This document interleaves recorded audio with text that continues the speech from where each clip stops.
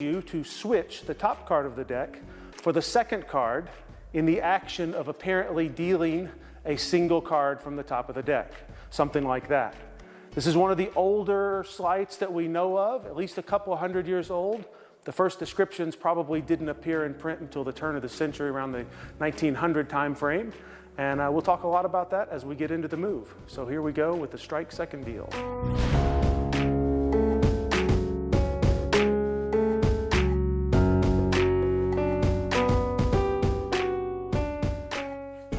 So the strike second deal has been around at least a couple of hundred years. Most of the early references to the move don't appear, however, until the early part of the 20th century. Sometime in the 1930s, I believe, is when we see some of the earliest teaching sources. You guys don't need to know those. However, I will mention one good source, and that's the book Expert Card Technique by Hugard and Browie. Came out in the 1940s, and you can get a Dover reprint of it for just a couple of dollars. That's the only text resource I'll mention. There is, however, one other video resource that I'll mention, and that's the Steve Forte Gambling Protection Series. Available on VHS for the last 20 years. It's going to be coming out very soon on DVD. That's about it for the resources. Now let's take a look at the actual mechanics of the strike second deal.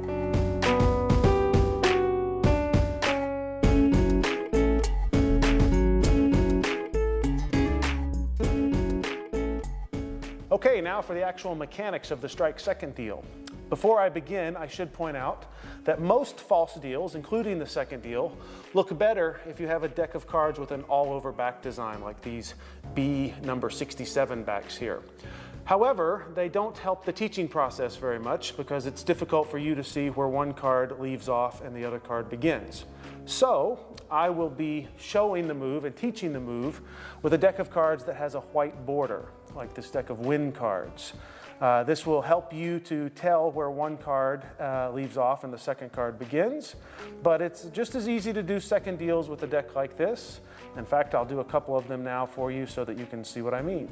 So there's the ace of spades on top of the deck, and this would be a strike second deal, just dealing an indifferent card to the table. Here's a couple of more strike second deals, and you can see that the deal looks pretty good even though we have a white border. And there's the ace of spades on top of the deck. None of these cards are the ace of spades because they were all second deals. So, as far as the mechanics of the second deal go, there's a couple of different ways that I could teach this. The first thing I could do is quote chapter and verse from some old magic book and go through a couple of paragraphs worth of text to teach the move. Or I could just show it to you in 3 easy steps. Watch closely. So for the strike second deal, we're going to push the top card over to the right and slightly downward towards the dealer. The right thumb is going to make contact with the second card at the upper right-hand corner and drag that card out diagonally, sort of towards what would be a 2 o'clock position. Eventually, the right forefinger can grab the underside of the card and remove it completely. And as this is happening, the left thumb moves the top card back where it belongs. I'll do that again for you. Watch closely. This is the essence of the strike second deal in 3 steps. Push over, strike and remove, replace the top card. Push over, strike and remove, replace the top card. As I get faster and I start narrowing the gap, in other words, decreasing the size of this pushover from, I don't know, 3/4 of an inch to an inch there to just barely the width of the white border here, we get a better and better illusion. This is a very rough second deal. This is a slightly better second deal. And you can even get a second deal where the top card hardly moves at all. And we will talk about how you get from 1, 2, 3 second deal to the smooth second deal right now.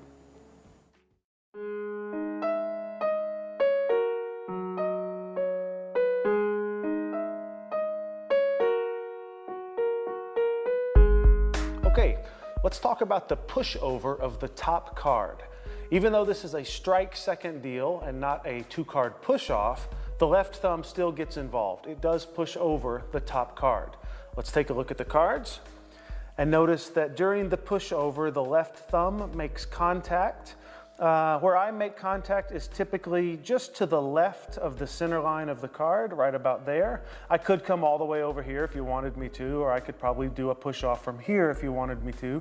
It's not really critical where you place your thumb, but most of the best second dealers that I've ever seen allow their thumb to simply lie naturally along the center of the deck, usually pointing towards the upper right-hand corner of the deck in some way.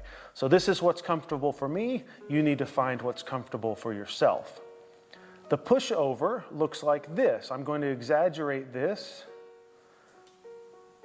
This is a pushover of, I don't know, maybe 3/4 of an inch or an inch. It enables the right thumb, of course, to get in there and extract the second card and deal it. And this is exactly how I think you should start to learn the second deal. Even though this is not deceptive at this stage, this is precisely how you want to start dealing seconds. Because what this will teach you, even though it's a large motion, is it will teach you the proper rhythm, and it will teach you to use the left fingers as a gauge to only allow one card to be removed. And once you have the basic mechanics of this down, we will start to work on narrowing this gap.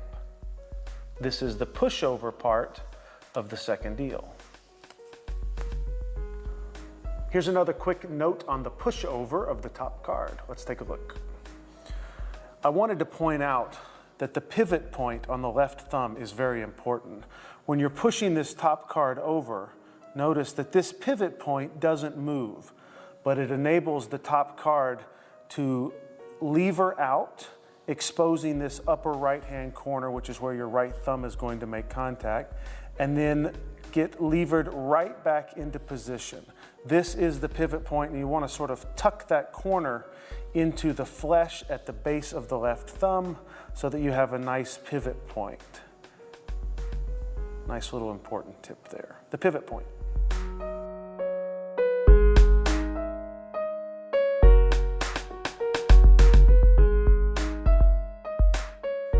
One of the most common questions that anyone has ever asked me about the second deal has to do with the size of the brief. In other words, how big should the pushover of the top card be?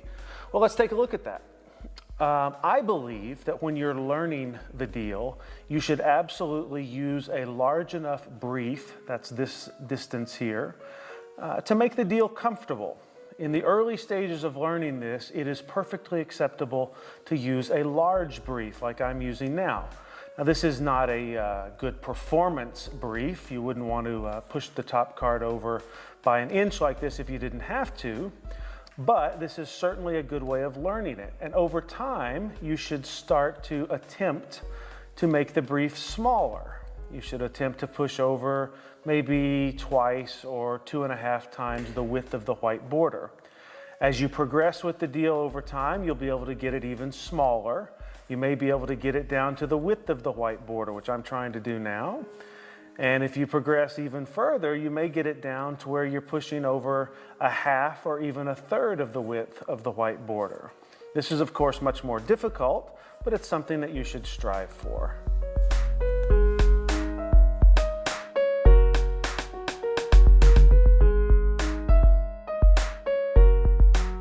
So let's take a quick look at the contact point on the right thumb. A lot of people think when you're dealing a strike second that the contact point of the right thumb is right in the middle of the thumb, right about there. Well, you can actually deal from there. It's fine, it'll work for you. I did it for many years, but I've actually changed. I no longer make contact with the flat part of my thumb like this. Although again, I don't mind if you learn it this way, at least initially. But eventually, I transitioned into making contact at a different spot on my thumb. I now make contact slightly off to the side of my thumb, right about there. And what that enables me to do is it enables me to roll the thumb to initiate the removal of the second card.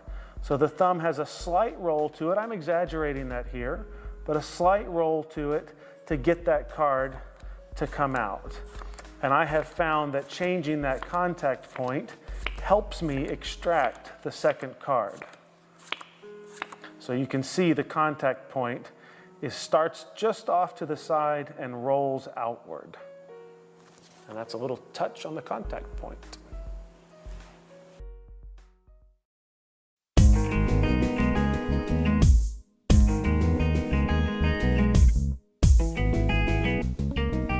I wanted to share a quick tip with you on the taking hand, in other words, the right hand. Let's take a look.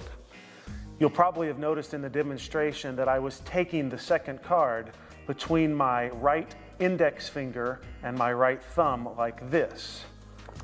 And that's fine, it's the way I almost always deal the second card, but I did want to point out that you don't have to take with the index finger and thumb. You can take with the second finger and thumb if you prefer. It doesn't really matter.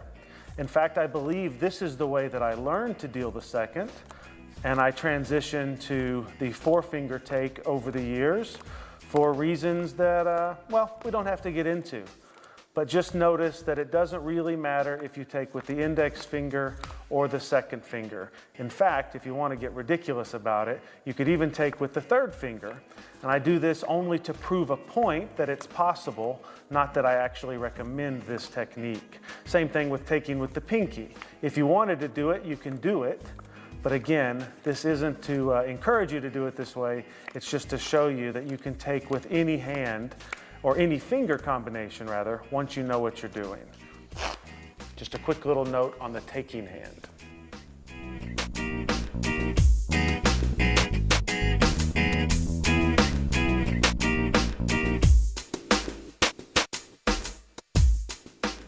Let's take a second to talk about necktying the deck. Necktying the deck is a tool that you can use to very good effect, or it's something that you can overuse and abuse. This is necktying the deck.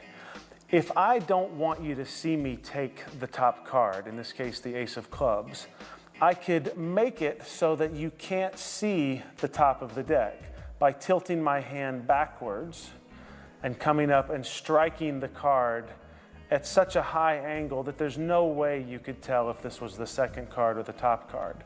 Unfortunately, a large necktying action like this is a tip-off.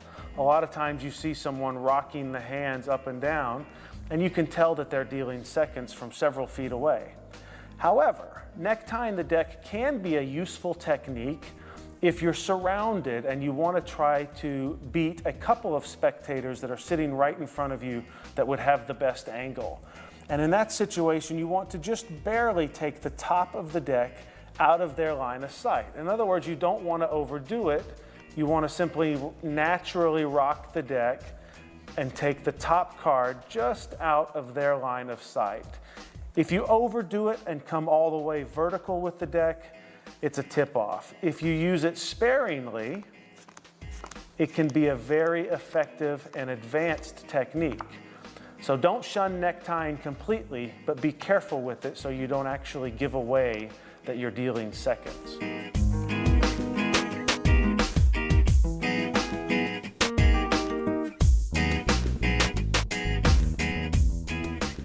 Let's talk for just a second about the sale of the second card.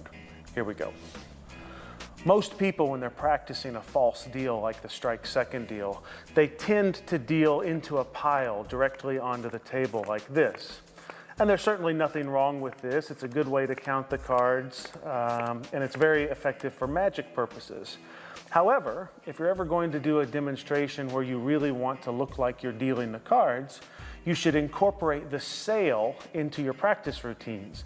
This is sailing the second card. It's where you're throwing the card forward as if you were dealing it to an opponent in a real card game. And these techniques are slightly different, even though they may not look that different to you if you've never tried this. And it's important to learn both. I've found that practicing the sail is a very effective way to add rhythm and timing to your second deals, and I highly recommend that you do it also, the sail.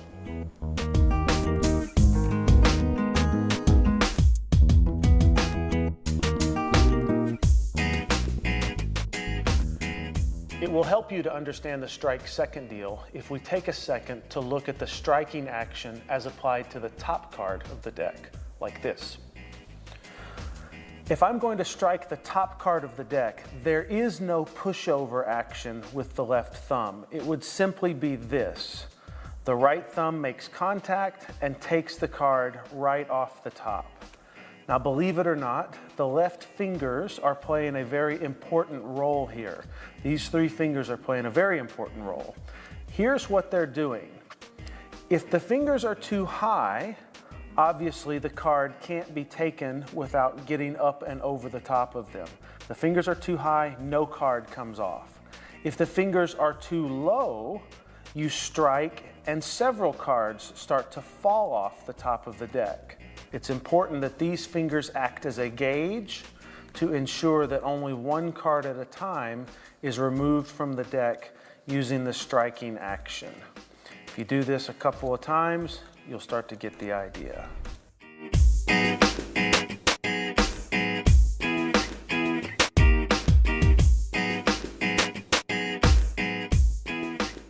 So far, we've talked about a lot of the components of a good strike second deal. We've talked about the pushover, we've talked about the take, we've talked about the size of the brief and things of that nature. However, the most important component of the second deal that is an intangible component is rhythm.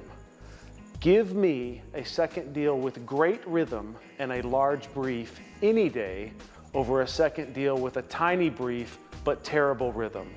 The second deal with the better rhythm will probably look the best. Let me show you what I mean. So here's a second deal with a tiny brief but bad rhythm. I'm not going to start second dealing immediately, so we are going to lose the ace of spades, but it would look something like this. These are all tops, and then suddenly I'm going to try to get a second deal in there. And notice how everything changes as I go for the second deal. Now I'm trying this with a very small brief, and the rhythm is actually throwing me off. It's difficult to do quickly. Let's take a look at good second dealing rhythm.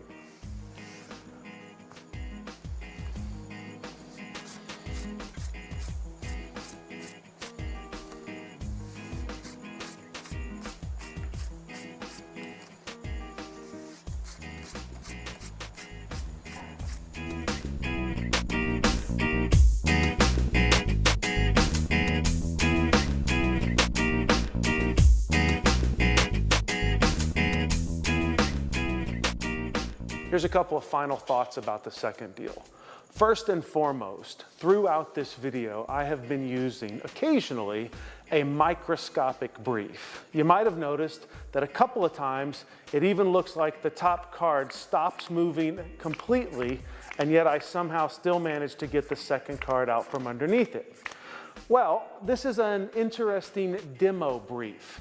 However, I'm well aware that this is not the most elusive brief. The best brief in the world for the second deal, when you're using it as a secret move, is a natural brief with the proper rhythm.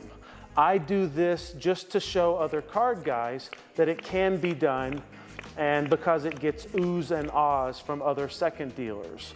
But this is not the goal. The goal is an invisible second deal, not a fantastic looking second deal. Keep that in mind. The second thing is that this move will take years of practice to become even rudimentally proficient at. You may have the basic mechanics down in a couple of weeks or months, but getting a second deal that you almost never miss, that always lands right in front of the person you're trying to deal it to, and that looks exactly like your top, the top deal, taking the top card, is a very difficult task. This is a complex move, and it's going to take months and months and months of practice just to even get the basics of. However, I believe that with sufficient practice, you could have a workable second deal within a year if you really set your mind to it.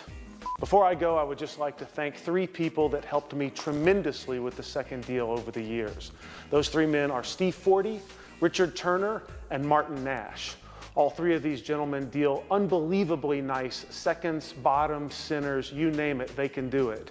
And all three have been extremely influential on me over the past 20 years. If you can find their products, I highly recommend that you get them. Thanks a lot.